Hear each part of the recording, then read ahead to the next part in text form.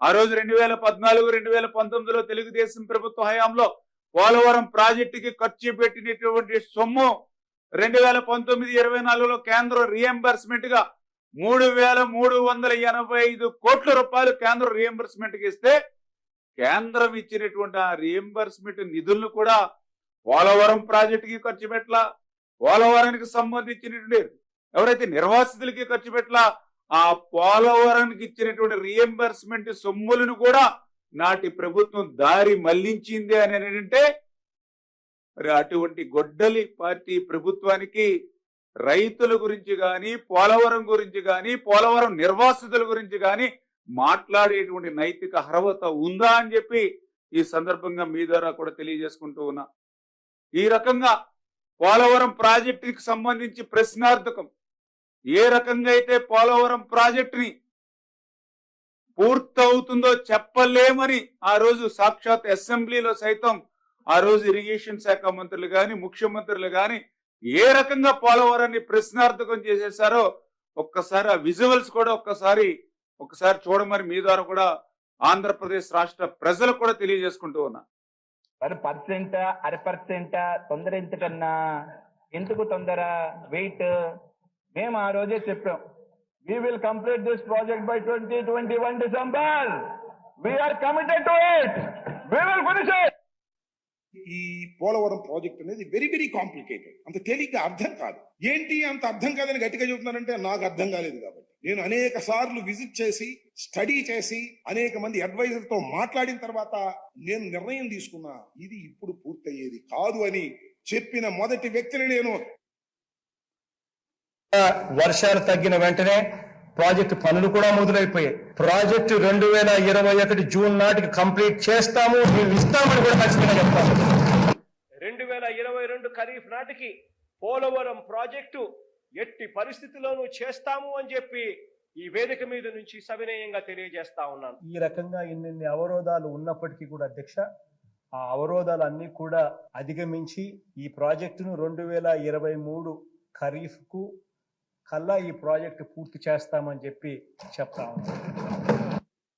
ఇప్పుడే మనం చూసాం ఆ రోజు ఉన్నటువంటి ఇరిగేషన్ శాఖ మంత్రులు, ఎందుకంటే నేను కూడా ఆ రోజు ఎమ్మెల్యేగా ఆ రోజు అసెంబ్లీలో ఉన్నాం. మీరు ప్రాజెక్ట్ చూస్తే 2020 పూర్తి చేస్తాం, 2021 చేస్తాం, 2022 చేస్తామని చెప్తూ ఉన్నారు.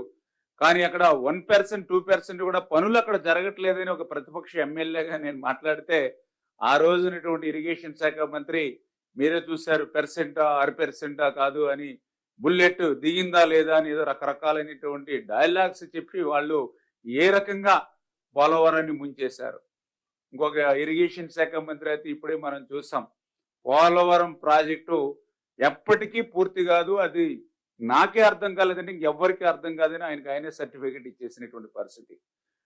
సాక్షాత్ ఆ రోజు ఉన్నటువంటి ముఖ్యమంత్రి గారు అయితే అసెంబ్లీలో సైతం ఇప్పుడే మీరు చూస్తారు విజువల్స్, ఎన్ని తారీఖులు ఎన్ని సంవత్సరాలు మార్చి ఆయన అసెంబ్లీ సాక్షిగా చెప్పాడు. నిజంగా నాకు కూడా ఆశ్చర్యం అనిపించింది. ఆ రోజు ఎమ్మెల్యేగా నేను అసెంబ్లీలో ఉన్నా. 2020 ఆగస్టులోకి వచ్చినటువంటి వరదల్లో డయాఫ్రమ్ వాల్ దెబ్బతింది.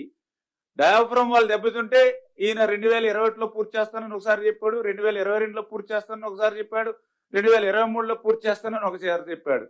అంటే అసలు ఆశ్చర్యం, అంటే డయాఫ్రమ్ వాల్ ఉందో లేదో కూడా తెలియనటువంటి పరిస్థితులు ఆ రోజు ఇరిగేషన్ శాఖ మంత్రులు, ఆ రోజు ఉన్నటువంటి ముఖ్యమంత్రులు ఉన్నారని అంటే వీళ్ళు 5 సంవత్సరాలకి ముఖ్యమంత్రిగా మన రాష్ట్రాన్ని పరిపాలించాడా అని చెప్పి నిజంగా మనందరికి కూడా ఆశ్చర్యం కలిగినటువంటి పరిస్థితి అని చెప్పి తెలియజేసుకుంటూ, మరి ఈ రకంగా 5 సంవత్సరాల గొడ్డల పార్టీ పాలనలో ధ్వంసమైనటువంటి పోలవరం ప్రాజెక్టుని మళ్ళీ కూటమి ప్రభుత్వం అధికారంలోకి వచ్చిన తర్వాత మళ్ళీ ఈ రోజు పట్టాలు ఎక్కిస్తూ ఉన్నాం.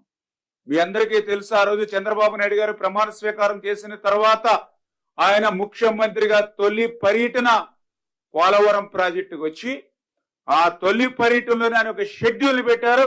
ఆ షెడ్యూల్లోనే ఆయన క్లియర్ గా అనౌన్స్ చేశారు. ఒక్కసారి ఆ చంద్రబాబు నాయుడు గారు ఏదైతే లక్ష్యం పెట్టారో ఆ లక్ష్యాన్ని కూడా ఒక్కసారి మరి వీడియో రూపంలో ఒకసారి ఈ రోజు ఒక పవిత్రమైన కార్యక్రమంలో అనౌన్స్ చేస్తున్నాను. మార్చి 2027 పోలవరాన్ని పూర్తి చేసి జాతికి అంకితం చేస్తాం. చాలా క్లియర్గా ఇప్పుడు మీరు చూడడం జరిగింది. గత గొడ్డల పార్టీ పాలనలో ఏ రకంగా ఇరిగేషన్ శాఖ మంత్రులు ఏం మాట్లాడారు, గత గొడ్డల పార్టీ ప్రభుత్వంలో ఆనాటి ముఖ్యమంత్రి ఏ రకమైనటువంటి తేదీల మీద తేదీలు మార్చి మాట్లాడారో మనందరం కూడా చూసాం. కానీ ఈ రోజు ముఖ్యమంత్రిగా చంద్రబాబు నాయుడు గారు మొట్టమొదటి తొలి పర్యటన ఈ కూటమి ప్రభుత్వంలో పోలవరం పెట్టుకుని ఆ రోజే ఒక షెడ్యూల్ రేపు 2027 కల్లా పోలవరాన్ని పూర్తి చేస్తానని చెప్పి ఒక లక్ష్యాన్ని ఆయన నిర్దేశించడం, ఆయన నిర్దేశించినటువంటి లక్ష్యానికి అనుగుణంగా ఈరోజు పనులు వేగంగా జరుగుతున్న విషయాన్ని కూడా ఈ సందర్భంగా తెలియజేసుకుంటూ ఉన్నా. ఈ 2 సంవత్సరాల్లోనే చంద్రబాబు నాయుడు గారు 5 సార్లు పోలవరాన్ని ప్రత్యక్షంగా ఆయన విజిట్ చేయడం జరిగింది. ఈ 2 సంవత్సరాల్లోనే 30 సార్లు ఆయన 31 సార్లు ఆయన సమీక్ష కూడా చేసుకోవడం జరిగింది. మొన్ననే 6వసారి కూడా ప్రత్యక్షంగా ఆయన పోలవరం విజిట్ చేయడం జరిగింది. అంటే ఈ రకంగా చూస్తే గత 14, 19 అదేవిధంగా 24, 26 మొత్తంగా చంద్రబాబు నాయుడు గారు చూస్తే 37 సార్లు డైరెక్ట్ గా పోలవరంలోనే మరి సమీక్షా సమావేశాలతో నిరంతరం పర్యవేక్షణ చేస్తూ 136 సార్లు వర్చువల్ గా ఆయన పోలవరం మీద రివ్యూ చేస్తూ ఏదైతే ఆ పోలవరాన్ని పనులను పరిగెట్టిస్తూ, అందులో ముఖ్యంగా PPA ఆధ్వర్యంలో కెనడా, అమెరికాకు సంబంధించినటువంటి 4 ఇంటర్నేషనల్ ఎక్స్పర్ట్స్ ని కూడా ఒక నిపుణుల కమిటీగా కూడా ఏర్పాటు చేసుకుని ఆ నిపుణుల కమిటీ ఇచ్చినటువంటి సూచనల్ని, సలహాలని, వాళ్ళ యొక్క ఆదేశాలని PPA CWC యొక్క ఆధ్వర్యంలో ఈ పోలవరం ప్రాజెక్టుకు సంబంధించినటువంటి పనులు, అందులో ముఖ్యంగా ఈ 2 years లో చూస్తే మీ అందరికీ తెలుసు, ఏదైతే ఎగువ copper dam, upper coffer dam అనేది జనరల్ గా అది ఒక 3 years, 4 years మాత్రమే దాని స్ట్రెంగ్త్ ఉండేటువంటి స్థితిలో అటువంటి అప్పర్ కాపర్ డ్యాము దాని యొక్క కాల పరిమితి దాటడంతో అటువంటి అప్పర్ కాపర్ డ్యామ్ కూడా స్ట్రెంగ్త్ ఇవ్వాలనే ఉద్దేశంతో బట్రస్ డ్యామ్ ని 100% కూడా మన ఫస్ట్ ఇయర్ లోనే ఆ బట్రస్ డ్యామ్ ని మనం నిర్మాణం పూర్తి చేయడం. ఈ బట్రస్ డ్యామ్ ఎప్పుడైతే మనం నిర్మాణం పూర్తి చేయగలిగామో ఆటోమేటిక్ గా సీపేజ్ ని కూడా మనం కంట్రోల్ చేయగలిగాం. ఎందుకంటే అప్పర్ కాపర్ డ్యామ్ లో అప్పటి వరకు కూడా దగ్గర 400-500 క్యూసెక్కుల నీరు మరి సీపేజ్ వచ్చేటువంటి దాన్ని కంట్రోల్ చేయగలిగాం, సమర్థవంతంగా డీవాటరింగ్ చేయగలిగాం. అందుకే వర్షాకాలం వచ్చినా, వరదలు వచ్చినా కూడా పోలవరం పనులు ఆగకుండా నిరంతరం పనులు జరిగాయి. కాబట్టే గత పాలనలో ధ్వంసమైనటువంటి డయాఫ్రమాలు మళ్ళీ ఈ ప్రభుత్వంలో కొత్తది నిర్మాణం ప్రారంభించడమే కాదు, మొన్న 2026 మార్చి 2వ తేదీకి కొత్త డయాఫ్రమాల్ నిర్మాణం కూడా అనుకున్నటువంటి లక్ష్యం ప్రకారం పూర్తి చేయడం కూడా జరిగింది అనే విషయాన్ని సందర్భంగా తెలియజేసుకుంటూ ఉన్నా.